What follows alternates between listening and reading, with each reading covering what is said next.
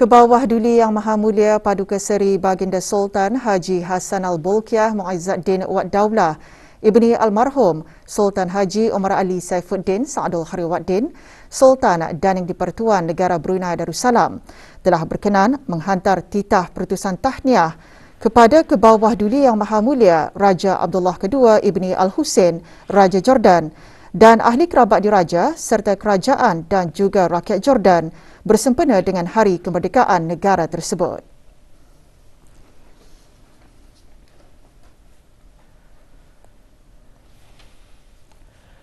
Duli Yang Teramat Mulia Paduka Seri Pengiran Muda Mahkota Pengiran Muda Haji Al-Muhtadi Billah, Ibni Kebawah Duli Yang Maha Mulia Paduka Seri Baginda Sultan Haji Hassan Al-Bolkiah Muizzaddin Wad Daulah, Menteri Kanan di Jabatan Perdana Menteri pagi tadi berkenan menerima menghadap Ketua-Ketua Perwakilan Negara Brunei Darussalam yang baru dilantik dan Ketua-Ketua Perwakilan Asing ke Negara Brunei Darussalam yang baharu. Majlis menghadap berlangsung di Qasr Al-Mizan. Ketua-Ketua Perwakilan Negara Brunei Darussalam yang baru dilantik menerima surat-surat watikah pelantikan daripada Kebawah Duli Yang Maha Mulia dan Ketua-Ketua Perwakilan Asing yang baharu ke Negara Brunei Darussalam telah menyembahkan surat-surat tauliah pelantikan ke hadapan Majlis Kebawah Duli Yang Maha Mulia pada 24 Mei 2022.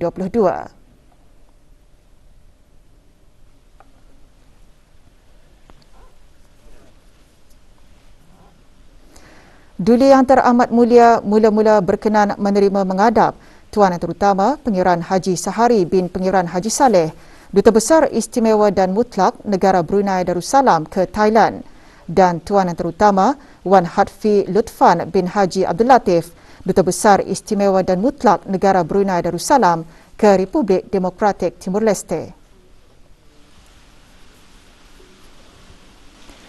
Duli Yang Teramat Mulia seterusnya berkenan menerima menghadap Tuan Yang Terutama Bernard Reynald Faber, Duta Besar Istimewa dan Mutlak Republik Perancis, Tuan Yang Terutama Meda Toru, Duta Besar Istimewa dan Mutlak Jepun, Puan Yang Terutama Marian Jocelyn R. Tirol Ignacio, Duta Besar Istimewa dan Mutlak Republik Filipina, Tuan Yang Terutama Luke Lazarus Arnold, Pesuruhjaya Tinggi Australia, Puan Yang Terutama Karen Roberta McClellan, Duta Besar Istimewa dan Mutlak Amerika Syarikat, Puan Yang Terutama Seng Davang Wongse, Duta Besar Istimewa dan Mutlak Republik Demokratik Rakyat Lao, dan Tuan Yang Terutama Alok Amitabh Dimri, Pesuruhjaya Tinggi Republik India.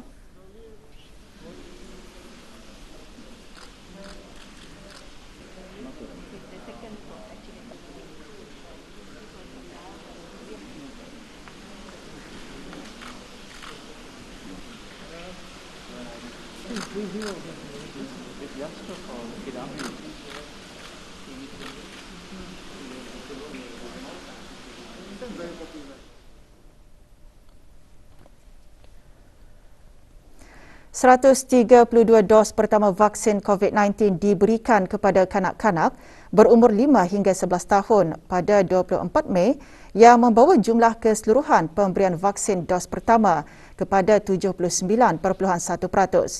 Manakala 783 dos kedua vaksin diberikan kepada kumpulan umur tersebut, menjadikan jumlah keseluruhan 40.1%. Perkara tersebut dimaklumkan oleh Menteri Pertahanan kedua pada sidang media situasi terkini jangkitan COVID-19 petang tadi. Yang berhormat Pendatul Raja Major Jeneral Besara, Datuk Paduka Seri Haji Awang Halbi bin Haji Muhammad Yusof berkata, purata bagi rakyat dan penduduk negara ini yang mendapatkan 3 dos vaksin adalah 69.9%. Sidang media berlangsung di Dewan Al-Afiah, Kementerian Kesihatan. Sebanyak 250 kes baharu telah dilaporkan, iaitu 244 kes hasil ujian ART dan 6 kes adalah hasil dari 298 ujian makmal RT-PCR. Oleh itu, jumlah keseluruhan kes yang dilaporkan di negara Brunei Darussalam setakat ini ialah 147,271 kes. Statistik harian COVID-19 yang lain pula adalah seperti berikut. Terdapat 1 kes yang dikategorikan dalam kategori 5, yakni mereka yang memerlukan rawatan di unit rawatan intensif ICU, manakala tidak ada kes sedang berada di kategori 4, yakni mereka yang memerlukan bantuan oksigen dan di bawah pemantauan rapi. Sebanyak 261 kes telah disahkan sembuh yang membawa jumlah kes yang sembuh kepada 145.427 kes. Jumlah kes aktif pula ialah sebanyak 1.622 kes, iaitu 14 kes sedang dirawat di hospital, manakala 1.608 kes sedang menjalani pengasingan diri di rumah. Pandemik COVID-19 menunjukkan bahawa rantai bekalan ubat-ubatan asas boleh menyebabkan bekalan tidak menentu yang mengancam bukan sahaja kesihatan, malahan keamanan dan keselamatan global. Berucap pada sesi plenari Perhimpunan Kesihatan Sedunia kali ke-75, Menteri Kesihatan menyatakan di negara Brunei Darussalam, perkhidmatan kesihatan dan promosi liputan kesihatan sejagat merupakan asas kepada usaha-usaha kesihatan.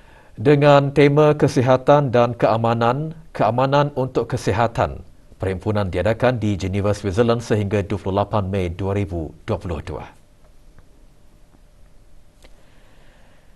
Yang berhormat Datuk Seri Setia Dr. Haji Awang Muhammad Isham bin Haji Jaafar juga menyatakan dalam menangani isu-isu penyebaran maklumat yang salah dan tidak betul, negara baru-baru ini dengan kerjasama pihak Pertubuhan Kesihatan Sedunia WHO akan menubuhkan unit Behavioural Insights untuk memudahkan perpaduan antara kerajaan dan masyarakat dan menjana kepercayaan mengenai kebimbangan kesihatan. Perhimpunan Kesihatan Sedunia ke-75 mendapat persetujuan dan kesepakatan negara-negara anggota mengenai pelbagai isu kesihatan awam dan global yang penting. Semasa di Geneva, Menteri Kesihatan juga mengadakan kunjungan muhibah bersama Tuan Yang Terutama Dr. Takeshi Kasai, pengarah Serantau Pertubuhan Kesihatan Sedunia bagi Rantau Pasifik Barat dan membuat perbincangan dengan Swiss Medical Network.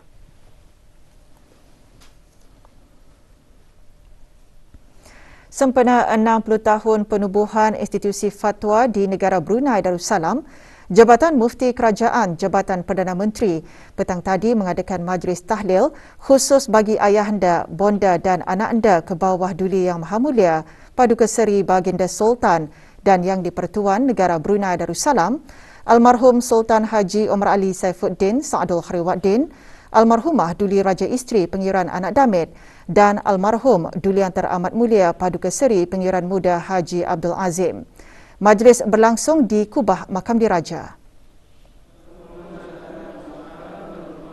Hadir yang berhormat Pihin Datu Seri Maharaja Datuk Paduka Seri Setia Dr. Ustaz Haji Awang Abdul Aziz bin Junaid, Mufti Kerajaan. Majlis dimulakan dengan bacaan surah Al-Fatihah dan surah Yasin dan seterusnya diakhiri dengan doa tahlil serta doa peliharakan Sultan. Juga hadir Datuk Seri Setia Dr. Haji Japar bin Haji Makdain alias Maidin, Timbalan Mufti Kerajaan.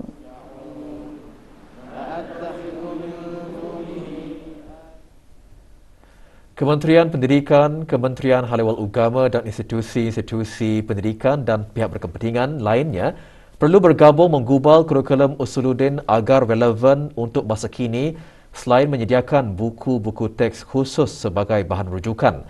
Perkara tersebut antara yang dibincangkan pada sesi forum bertajuk Kurikulum Usuluddin, Pemantapan dan Keberkesanan. Forum diadakan semasa seminar Multaka Usuluddin Anjuran Kolej Universiti Perguruan Agama Seri Begawan Kupu SB melalui Fakulti Usuluddin dengan kerjasama Jabatan Peperiksaan Kementerian Pendidikan.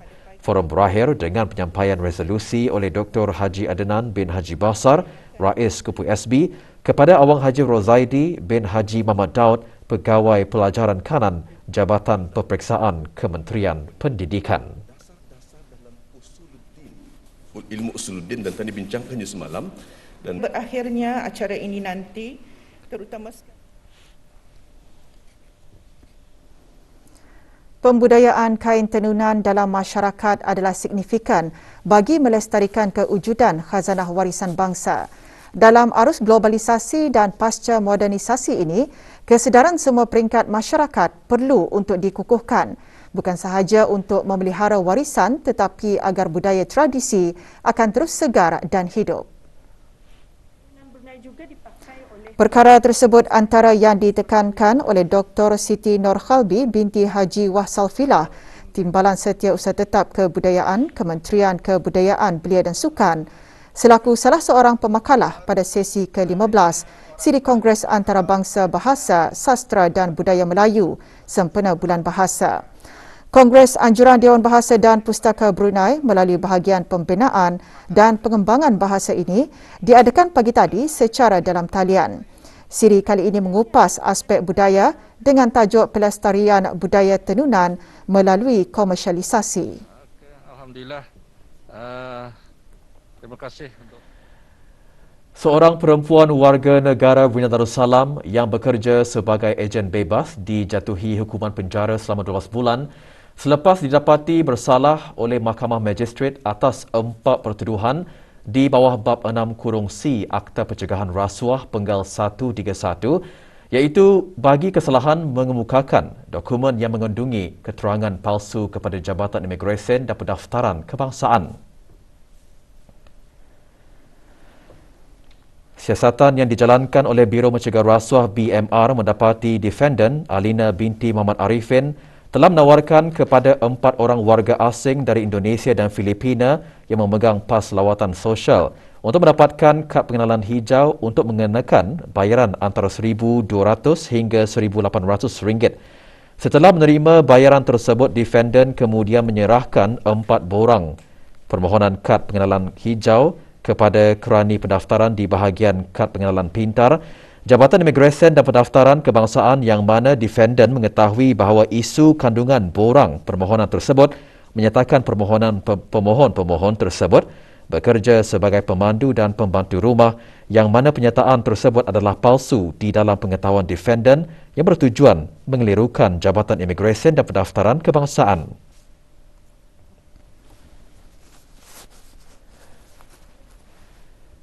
Defendant didapati bersalah selepas perbicaraan di hadapan Magistrate Kanan Hajah RV Sufriyatana binti Haji Abdul Rahman dan menjatuhkan hukuman penjara selama 12 bulan bermula 24 Mei 2022. Dalam menjatuhkan hukuman tersebut, Magistrate mengambil kira keadaan kesihatan defendant yang pada masa ini perlu menjalani rawatan dialisis setiap minggu. Walau bagaimanapun, memandangkan kesalahan ini adalah kesalahan serius, hukuman pemenjaraan adalah wajar. Pendakwaan kes dikendalikan oleh Pegawai Pendakwa Syamsuddin bin Haji Kamaluddin. BMR mengingatkan orang ramai bahawa mengemukakan dokumen yang mengandungi butir-butir palsu kepada mana-mana jabatan kerajaan atau agensi kerajaan dengan niat untuk mengelirukan jabatan atau agensi tersebut adalah satu kesalahan yang serius di bawah bab 6(c) yang boleh dihukum pemenjaraan selama 7 tahun dan denda sebanyak RM30,000. 10 studio kecergasan yang terpilih bagi program Workplace and Health WAH menandatangani kontrak bersama Kementerian Kesihatan. WAH merupakan program kolaborasi perkongsian awam swasta Kementerian Kesihatan dan Gleneagles JPMC Sendirian Berhad bagi peringkat ketiga tahun 2021-2022. Majlis penandatanganan berlangsung di Pusat Promosi Kesihatan. Menandatangani bagi pihak Kementerian Kesihatan, Dr. Hajah Nur Hayati binti Haji Kasim, Ketua Pusat Promosi Kesihatan, dan Haji Zakaria bin Haji Kamis, Ketua Pengurusan Pusat Promosi Kesihatan. Program akan menggabungkan kursus dalam talian yang sedia ada di laman sesawang WAH, sesi senaman oleh studio kecergasan dan akses kepada peralatan pemeriksaan kesihatan.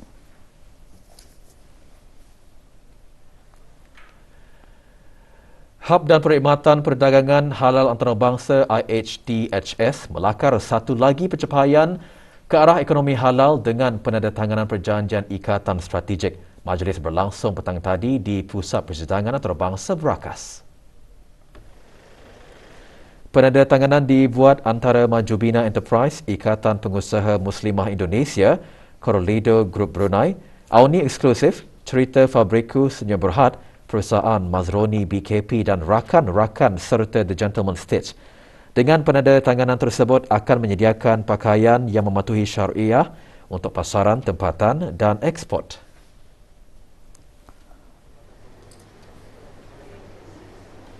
Terima kasih kepada Bengkel kesempurnaan sembahyang yang diadakan selama 3 hari berakhir hari ini dengan aktiviti pengukuhan dan sesi pembentangan. Bengkel diadakan di Bintuduh Green Spring, Kampung Lamunin, daerah Tutong. Diadakan sempena sambutan Isra' dan Mikraj peringkat negara. Bengkel diungkayahkan oleh bahagian kemajuan syiar Islam dengan kerjasama bahagian perancangan dan pembangunan sumber manusia, Jabatan Pentadbiran Kementerian Hal Ehwal Ugama serta disokong oleh Jabatan Hal Ehwal Masjid, Pusat Dakwah Islamiah, bahagian bangunan dan pemeliharaan, Pejabat Hal Ehwal Ugama Daerah Tutong dan Pejabat Hal Ehwal Ugama Daerah Temburong. Majlis penutupan dan penyampaian sijil akan diadakan Sabtu ini di Kementerian Hal Ehwal Ugama. Alhamdulillah, manfaat yang kami dapat bagi saya sendiri amat balancing antara dunia dan akhirat. Kita untuk yang betul semakin erat dan akhirat kami walaupun dalam bengkel tetapi mengenai cukup waktu untuk solat, kami memang akan solat. Hari pertama kami mempelajari tentang kesempurnaan sembahyang. Hari kedua kami mempelajari bagaimana menguruskan jenazah. Dan hari ketiga kami membuat aktiviti untuk menguatkan dari segi fizikal dan mental kami. Jabatan Alam Sekitar, Taman dan Rekreasi Justri mengeluarkan denda kompaun RM300 ke atas seorang individu atas kesalahan melanggar bab 12-1 di bawah Akta Kesalahan-Kesalahan Miscellaneous Penggal 30 iaitu membuang sampah di tempat awam di kawasan Kampung Batu Marang. Roni Adiwan bin Tajuddin diberi tempoh 7 hari dari tarikh kompaun dikeluarkan untuk menjelaskan denda. Jika gagal, boleh didakwa ke mahkamah. Sehubungan itu, orang awam atau mana-mana syarikat diingatkan untuk sentiasa menjaga kebersihan dan mengamalkan sifat bertanggungjawab terhadap kebersihan alam sekitar. Berikutan hujan lebat dan risiko banjir ketika ini, Kementerian Kesihatan mengingatkan orang ramai, terutama yang tinggal di kawasan yang terjejas dan dilanda banjir, supaya mengambil langkah berwaspada dan kemungkinan berlakunya penyakit-penyakit berjangkit bawaan makanan dan air seperti kolera, cirit-birit, keracunan makanan dan penyakit-penyakit bawaan vektor seperti demam denggi. Antara langkah-langkah yang perlu diambil ketika musim hujan dan jika berlakunya banjir, memastikan air minum dimasak terlebih dahulu atau meminum air botol, memasak semua makanan dengan sempurna, mengutamakan kebersihan diri, membasuh tangan selepas menggunakan tandas, menjaga kebersihan persekitaran tempat tinggal, mendapatkan rawatan jika mengalami demam panas, sakit perut, cirit-birit atau muntah, mengutamakan keselamatan khususnya kanak-kanak agar tidak terdedah kepada banjir dan mengelakkan daripada menyentuh dawai elektrik yang jatuh berdekatan air bah. Dalam sama-sama membantu menangani dan membendung penularan wabak COVID-19 di negara Brunei Darussalam, Kementerian Kesihatan menerima sumbangan dari 2 buah syarikat. Sumbangan diterima dari syarikat Lawson Hardware and the Toolbox dan Mega Trading Marketing.